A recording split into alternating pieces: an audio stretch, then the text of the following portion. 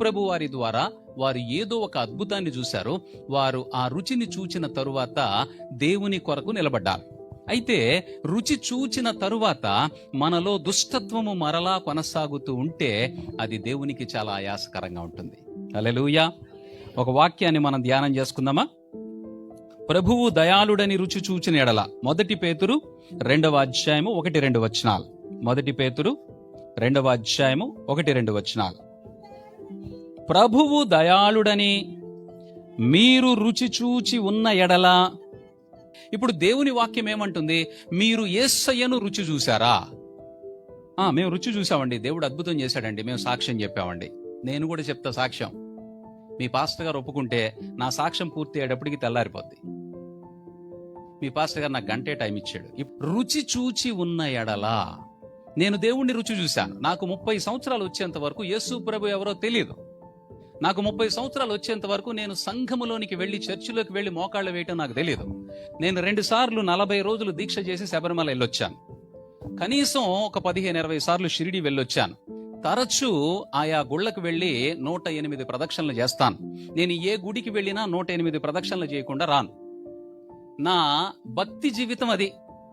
ఆ జీవితంలో నాకు జరిగినటువంటి ఒక సంఘటన ద్వారా ఒక ముస్లిం సహోదరుడు నాకు యేసు ప్రభు వారిని పరిచయం చేశాడు. ఒక ముస్లిం సహోదరుడు నాకు యేసు ప్రభుని పరిచయం చేశాడు. ఇవాళ చాలా మంది ముస్లింస్కి ఇది ఆశ్చర్యంగా ఉంటది. ఎస్కే మునీర్ బాషా అనేటువంటి ఒక ఆయన, నా పరిస్థితి అంతా తెలుసు. నేను ఒక కష్టములో ఉన్నప్పుడు, అయ్యా ఒక్కసారి యేసు ప్రభు వారిని మీరు ప్రార్థన చేసి చూడండి అన్నాడు. నా భార్యకి 2004లో 2 కిడ్నీలు పోయినాయి.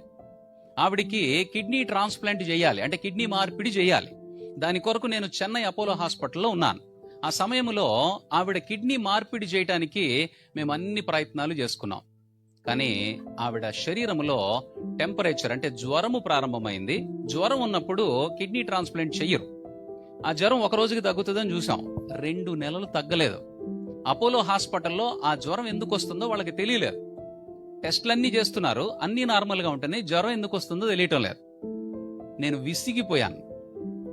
విసిగిపోయి ఇంకా నాకు విసిగెత్తి నేను నా భార్యని చెన్నైలోనే వదిలేసి మా ఊరు వచ్చాను. నాకేదైనా కష్టం వచ్చినప్పుడు నేను చేసేటువంటి ప్రయత్నం ఏంటంటే, ప్రొద్దున్నే లెగిచి చక్కగా స్నానం చేసి మొదట విఘ్నేశ్వర స్వామి గుడికి వెళ్ళి, ఆ తర్వాత బాబాగారి గుడికి వెళ్ళి, ఆ తర్వాత త్రిశక్తి పీఠానికి వెళ్ళి, ఈ 3 గుడులలో 108 ప్రదక్షిణలు చేసి ఆ తరువాత ఇంటికి వచ్చి అప్పుడు నేను ఏదైనా తింటాను. నాకు శ్రమ వచ్చినప్పుడు, కష్టం వచ్చినప్పుడు నేను ఆ గుళ్ళు చుట్టూ తిరుగుతూ ఉంటాను. అదే ప్రయత్నంలో నేను ఆ గుళ్ళు చుట్టూ తిరుగుతున్నాను, అయ్యా నా భార్యకి బాగు చేయండి అని.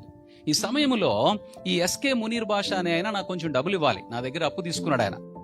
నా దగ్గర డబ్బులు అయిపోతున్నాయి, ఆపరేషన్కి చాలా ఖర్చు అవుతుంది. ఆయన దగ్గరికి వెళ్ళి నాకు డబ్బులు ఇమ్మని అడిగాను. ఆయన ఇప్పటికి కూడా డబ్బులు ఇవ్వలేదు. హల్లెలూయా. కానీ యేసు ప్రభు అని నాకు పరిచయం చేశాడు. హల్లెలూయా. ఆయన ఇవ్వవలసిన డబ్బు ఈ లోకములో ఎంత గొప్పదైనా కావచ్చు, కానీ ఈ లోకమంతటికి సరిపోయేటువంటి, ఈ లోకమంతా ఇచ్చినా కూడా లెక్క సరిపోనటువంటి యేసుక్రీస్తు ప్రభు వారిని నాకు పరిచయం చేశాడు. హల్లెలూయా. ఆ యేసుక్రీస్తు ప్రభు అని ఆయన నాకు పరిచయం చేస్తూ ఒక్కసారి ప్రయత్నం చేయండి అన్నాడు, ఒక్కసారి రుచి చూడండి అన్నాడు. నేను ఆయనకు ప్రార్థన చేయటం మొదలుపెట్టాను. నేను ప్రార్థన చేయటం మొదలుపెట్టినటువంటి కేవలము 7 దినములలో ఆయన నాతో ప్రత్యక్షంగా మాట్లాడటం ప్రారంభించారు. దేవునితో నేను యుద్ధము చేస్తున్నాను, పోరాడుతున్నాను, దేవుని పైన తిరుగుబాటు చేస్తున్నాను. ఏమడుగుతాం మనం సహజంగా? ఏదైనా కష్టం వస్తే, దేవుడు మన ముందుకు వస్తే మనం అడిగే మాటలు ఎలా ఉంటే, నేనేం తప్పు చేశాను, నాకెందుకు వచ్చింది ఈ కష్టం, ఊళ్ళో నాకంటే పాపులు లేరా, నాకంటే దుర్మార్గులు లేరా, నాకే ఎందుకు ఈ కష్టం వచ్చింది? ఇలాగ నేను ఆయనతో పోరాడుతున్నాను. మా ఇద్దరి మధ్యలో 5:30 గంటల సేపు తీవ్రమైనటువంటి వాదోపవాదాలు జరుగుతూ ఉన్నాయి. 5:30 గంటల తర్వాత నేను దేవునికి చెప్తున్నాను, అయ్యా అప్పటికి ఆ దేవుడు ఎవరో నాకు తెలియదు, ఏదో యేసు ప్రభు అన్నారు, నాకు తెలిసిన దేవుడు పటాల్లో ఇదొక పటం అనుకుని ప్రార్థన చేయటం ప్రారంభించాను. కానీ ఆ దేవుడు ముఖాముఖిగా మాట్లాడుతూ ఉంటే 5:30 గంటల తర్వాత నేను ఆ దేవునితో చెప్తున్నాను, అయ్యా నేను పాపిని, నన్ను క్షమించండి, ఇప్పుడు నేను ఏమి చేస్తే నా భార్య బ్రతుకుతుందో నాకు చెప్పండి అని అడిగాను. ఆ దేవుడు నాతో మాట్లాడిన మాట ఏమిటంటే, నీ హృదయమును నీవు మార్చుకున్నట్లయితే నీ హృదయాన్ని నేను మందిరముగా మారుస్తానన్నాడు. హల్లెలూయా, హల్లెలూయా. ఇప్పుడు మందిరమును మనము జాగ్రత్తగా కట్టుకోకపోతే మన మందిరములో దేవుడు నివసించడానికి అవకాశం ఉండదు. మనమే దేవుని ఆలయమై ఉన్నాం. దేవుడు చెప్తున్నాడు, నీ హృదయమును నేను మందిరముగా మార్చాలనుకుంటున్నాను, నీ హృదయములో నేను నివాసము చేయాలనుకుంటున్నాను, నీతో కలిసి భోజనము చేయాలని ఆశపడుతున్నాను అని దేవుడు మనకి వాగ్దానము చేస్తూ ఉంటే, మన మందిరములో మనలో నుండి నిట్టూర్పులు, మనలో నుండి నిరాశ, తిరుగుబాటు అనేటువంటి అభిప్రాయము మన లోపల ఉన్నా కూడా మన దేవుడు మన హృదయంలో ఉండడు. మీకు అర్థమవుతుందా? అందుకే ఇక్కడ వాక్యం ఏమంటుందంటే, యెహోవాను మీరు రుచి చూచి ఉన్న ఎడల తిరుగుబాటు వద్దంటున్నాడు, సణుగుడు వద్దంటున్నాడు, నసకటం వద్దంటున్నాడు. మరి దుష్టత్వం ఎలా ఉంటది? వేషధారణ ఎలా ఉంటది? అసూయలు ఎలా ఉంటాయి? మనలో ఏ ఉంటున్నాయో మనం గుర్తించకపోతే, దేవునిని రుచి చూచిన తరువాత కూడా మనము ఆయన కొరకు జాగ్రత్త పడకపోతే దేవుని సన్నిధిని మనము కోల్పోయేటువంటి ప్రమాదం ఉంది. అందుకే ఇక్కడ పేతురు గారు రాస్తున్నాడు, ప్రభువు దయాళుడని మీరు రుచి చూచి ఉన్న ఎడల సమస్తమైన దుష్టత్వమును, సమస్తమైన కపటమును, వేషధారణను, అసూయను, సమస్త దూషణ మాటలను మాని క్రొత్తగా జన్మించినటువంటి. ఇప్పుడు యేసుక్రీస్తు ప్రభువులోనికి వచ్చిన వారిని మనం ఏమని పిలుస్తాం? కొత్తగా ప్రార్థన అలవాటు చేస్తాం, సంఘానికి అలవాటు చేస్తాం. వారిని జాగ్రత్తగా, కొత్తగా వచ్చిన వాళ్ళు మనం ఎలా చూస్తాం? జాగ్రత్తగా వాళ్ళు ఎక్కడైనా తప్పిపోతున్నారేమో, వాళ్ళకి ఏదైనా మళ్ళీ కష్టం వస్తుందేమో, వాళ్ళు వెనక్కి వెళ్ళిపోతారేమో అని సంఘ కాపరి, సంఘస్థులందరూ వాళ్ళ కోసం మనం ఏం చేస్తాం? ప్రార్థన చేసి వారిని జాగ్రత్తగా సంఘములో కలుపుకునేలాగా మనం ప్రయత్నం చేస్తూ ఉంటాం. మరి క్రొత్తగా జన్మించిన వారికి దేవుని గురించి నువ్వు చెప్పాలి కదా, మరి నువ్వు చెప్పించుకునే పరిస్థితిలో ఉంటే ఎలాగా? చాలా సంఘాలలో జరుగుతున్నటువంటి ఒక పెద్ద సమస్య ఏంటంటే, దేవుని వాక్యమును చాలా శ్రద్ధగా వింటున్నారు, కానీ దేవుని వాక్యమును అనుసరించి నడుచుకోవటానికి అస్సలు ప్రయత్నం చేయట్లేదు. ఇప్పుడు ఒక మాట చెప్పండి, వినిన వాళ్ళు పరలోకానికి వెళ్తారా? చేసిన వాళ్ళు పరలోకానికి వెళ్తారా? హల్లెలూయా, హల్లెలూయా. ఇప్పుడు నేను 100 పుస్తకాలు చదివానమ్మా, ఆ జ్ఞానం అంతా నా దగ్గర ఉంది, ఏమిటి ఉపయోగం? దాని ప్రకారము నడిస్తేనే కదా. ఇప్పుడు దేవుని వాక్యం మనతో ఏమని మాట్లాడుతుంది? నువ్వు దేవుడిని రుచి చూసావా? యేసు ప్రభు నీకు అద్భుతము చేశాడా? యేసు ప్రభు నీ జీవితంలో ఏదైనా కార్యము చేశాడా? ఇదిగో నేను నీ ముందు నిలబడి చెప్తున్నాను, దేవుడు నా జీవితంలో అద్భుతము చేశాడు. 2004 సంవత్సరములో చనిపోవలసినటువంటి నా భార్యను ఆయనే స్వయంగా నాతో మాట్లాడి, ఆయనే దగ్గరుండి ఆవిడికి సర్జరీ చేయించి 20 సంవత్సరాలు పూర్తయింది, అయినా నా భార్య ఇంకా సజీవురాలిగా ఉంది. హల్లెలూయా. ఈ మధ్యలో ఏం ప్రాబ్లమ్స్ రాలేదా పాస్టర్ గారు?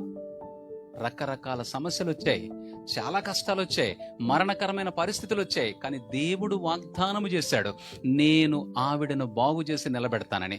ఆయన వాగ్దానము వెనక్కి తీసుకునేటువంటి దేవుడు కాదు.